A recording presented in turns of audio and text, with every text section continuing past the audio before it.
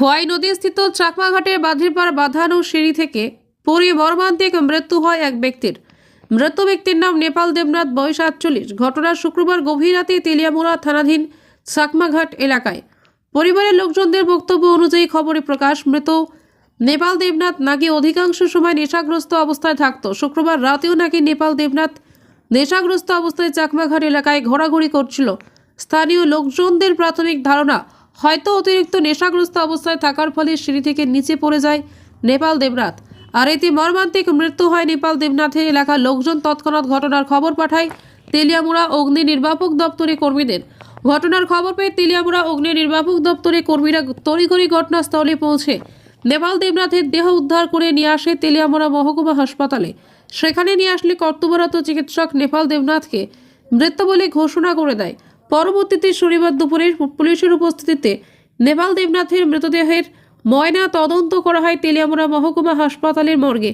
শুক্রবার রাতের এই ঘটনার জেরে গোটা চাকমাঘাট সহ এর আশপাশ এলাকায় ব্যাপক শোকের আবহ বিরাজ করছে। আমি তেলিয়ামুড়া বাড়িতে আসি। আমরা চাকমাঘাটও বাড়ি আছে, আমার ভাই আছে, বড় ভাই আছে, জেঠতো ভাই আছে। আমরা ফ্যামিলি সবাই চাকমাঘাটি থাকে, আমি একলা তেলিয়ামুড়া থাকি। আবার পরে আমি 11:30 সাড়ে 11টার দিকে চাকমাঘাট থেকে আমার ফোন হয়েছে যে আমার নাকি বড় ভাই জেঠতো ভাই মারা গেছে, তুমি তাড়াতাড়ি আগে। এটা আমি যাইতে যাইতে 10-15 মিনিট সময় নিছে। তাহলে তারা কইছে যে ফায়ার সার্ভিস নিয়ে আয় পড়তেছে তেলিয়ামুড়া, তাহলে তুমি তেলিয়ামুড়ায় থাক। তাহলে আমি তেলিয়ামুড়া এখানে এসে হসপিটাল আইসি, এসে দেখি কিভাবে মানে মারা গেছে শুনছেন নাকি?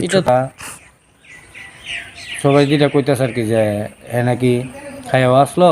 আমার ভাই সবসময় অনেক সময় খাইতো, মনে খাইছেও এই চাকমার নদীর নিচে এই যে সিঁড়ি আছে না, সিঁড়ির এখানে পড়ে আছে।